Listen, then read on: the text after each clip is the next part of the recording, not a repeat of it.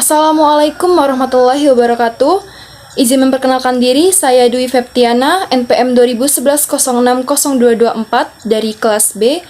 Yang terhormat kepada Ibu Aryani Dwi Kusumawardani MPD sebagai dosen pengampu media pembelajaran biologi.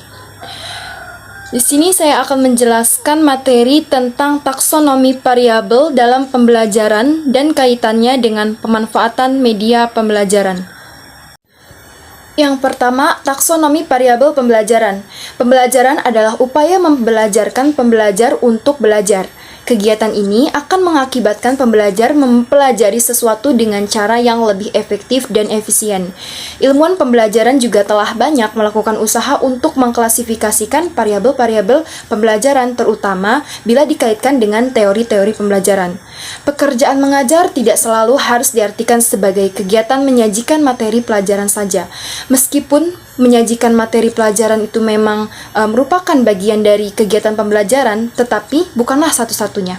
Masih banyak cara lain yang dapat dilakukan pembelajar untuk membuat proses pembelajaran. Peran yang seharusnya yang kita lakukan peran yang seharusnya yang dilakukan oleh pembelajar adalah mengusahakan agar setiap pembelajar itu dapat berinteraksi secara aktif dengan berbagai sumber belajar yang ada. Next, banyak upaya yang dilakukan ilmuwan pembelajaran dalam mengklasifikasikan variabel dalam pembelajaran. Namun, klasifikasi yang nampak lebih rinci dan memadai sebagai landasan pengembangan suatu teori pembelajaran, seperti yang dikemukakan oleh Regult dan kawan-kawan pada tahun 1977. Nah, klasifikasi variabel-variabel pembelajaran ini dimodifikasi menjadi 3, yaitu yang pertama, 1. Kondisi pembelajaran, yang kedua, metode pembelajaran, dan yang ketiga, hasil pembelajaran. 1. Kondisi pembelajaran variabel. Kondisi pembelajaran variabel yang termasuk ke dalam kondisi pembelajaran yaitu variabel-variabel yang mempengaruhi penggunaan variabel metode. Maksud yang terpenting dari bahasan ini adalah mengidentifikasi variabel-variabel kondisi pembelajaran yang memiliki pengaruh utama pada ketiga variabel metode, yaitu sebagai berikut. Yang pertama, tujuan dan karakteristik bidang studi. A. Tujuan dan karakteristik bidang studi.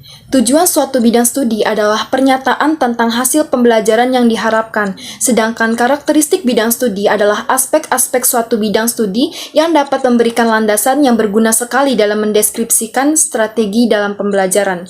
Nah, disinilah peran seorang guru dalam mengorganisasi pelajaran pemilihan media dan menetapkan strategi dalam pembelajaran.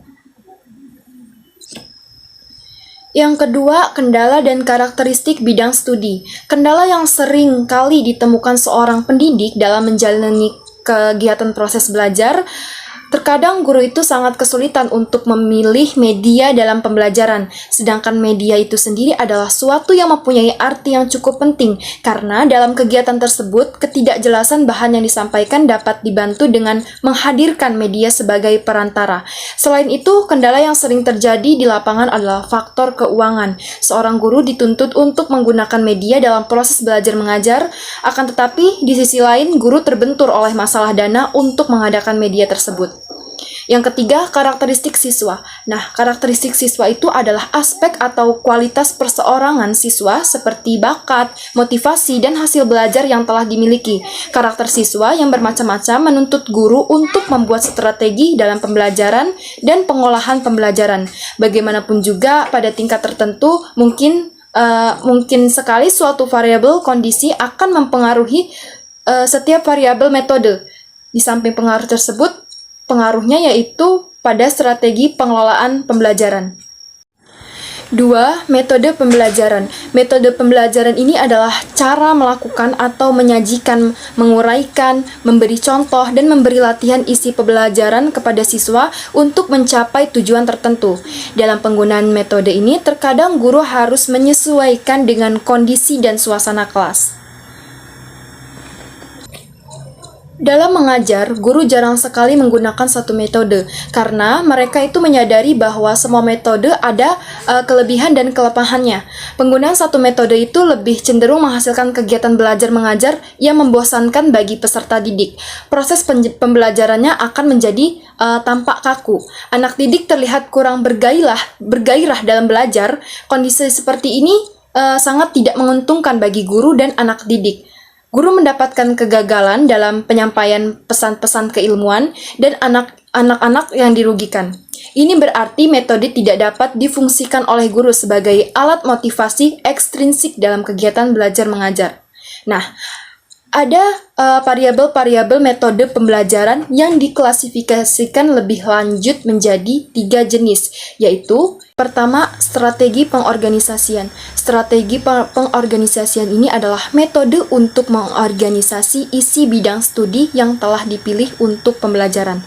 Yang kedua, strategi penyampaian. Strategi penyampaian ini adalah metode untuk menyampaikan pembelajaran kepada siswa untuk menerima serta merespon masukan yang berasal dari siswa. Dalam kegiatan belajar mengajar, tidak semua anak didik itu mampu berkonsentrasi lebih lama. Daya serap anak didik terhadap bahan yang diberikan juga bermacam-macam. Ada yang cepat, ada yang sedang, dan ada juga yang lambat. Yang ketiga, strategi pengolahan. Strategi pengelolaan pembelajaran merupakan komponen variabel metode yang berurusan dengan bagaimana menata interaksi antara si pembelajar dengan variabel metode pembelajaran lainnya. Strategi ini berkaitan dengan pengambilan keputusan tentang strategi pengorganisasian dan strategi penyampaian mana yang digunakan dalam proses pembelajaran. Yang ketiga, hasil pembelajaran. Hasil pembelajaran adalah semua efek yang dapat dijadikan sebagai indikator tentang nilai dari penggunaan suatu metode di bawah kondisi yang berbeda. Variabel hasil pembelajaran dapat diklasifikasikan menjadi 3, yaitu yang pertama, keefektifan. Nah, keefektifan pembelajaran biasanya diukur dengan tingkat pencapaian isi belajar. Ada 4 aspek penting yang dapat dipakai untuk mendeskripsikan keefektifan pembelajaran, yaitu yang pertama, kecermatan penguasaan, yaitu perilaku yang dipelajari atau sering disebut dengan tingkat kesalahan. Yang kedua, kecepatan untuk kerja. Yang ketiga, tingkat alih belajar. Dan yang keempat, tingkat retensi apa yang dipelajari. Yang kedua, efisiensi. Pembelajaran biasanya diukur dengan rasio antara keefektifan dan jumlah waktu yang dipakai si belajar atau jumlah biaya pembelajaran yang digunakan. Yang ketiga, daya tarik. Daya tarik ini biasanya diukur dengan mengamati kecenderungan siswa untuk tetap belajar. Pemanfaatan media dalam pembelajaran. Secara umum, manfaat media dalam proses pembelajaran adalah memperlancar interaksi antara pembelajar dengan si pelajar sehingga kegiatan pembelajaran akan lebih efektif dan efisien. Tetapi secara lebih khusus ada beberapa manfaat media yang lebih rinci. Yang diidentifikasikan beberapa manfaat media dalam pembelajaran yaitu sebagai berikut. Yang pertama, penyampaian media pelajaran dan diseragamkan. Dengan bantuan media, penafsiran yang beragam tersebut dapat dihindari sehingga dapat disampaikan kepada pembelajaran secara seragam. Dengan demikian, media juga dapat mengurangi terjadinya kesenjangan informasi di antara pembelajar dimanapun berada. Yang kedua, proses pembelajaran menjadi lebih jelas dan menarik. Media dapat menampilkan informasi melalui seperti suara, gambar, gerakan, dan warna, baik secara alami maupun manipulasi. Dengan media, materi sajian bisa membangkitkan rasa keingintahuan si peserta didik dan merangsang siswa bereaksi baik secara fisik maupun emosional. Yang ketiga, proses pembelajaran menjadi lebih interaktif. Jika dipilih dan dirancang secara baik, media dapat membantu pembelajar dan pembelajar melakukan komunikasi dua arah secara aktif dalam proses pembelajaran. Tanpa media, seorang pembelajar mungkin akan cenderung berbicara satu arah kepada pembelajar.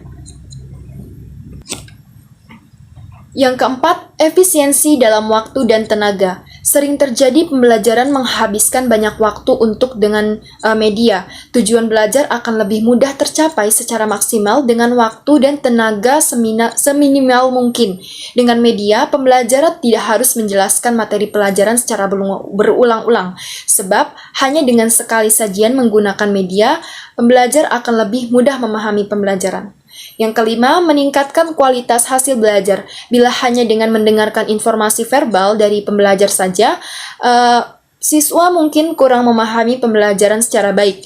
Tetapi jika hal itu diperkaya dengan kegiatan melihat, menyentuh, merasakan, atau mengalami sendiri melalui media, maka pemahaman si pembelajar pasti akan lebih baik. Cukup sekian yang saya sampaikan. Mohon maaf apabila ada kata-kata yang salah dalam penyampaian. Kepada Allah saya mohon ampun. Saya akhiri. Wassalamualaikum warahmatullahi wabarakatuh.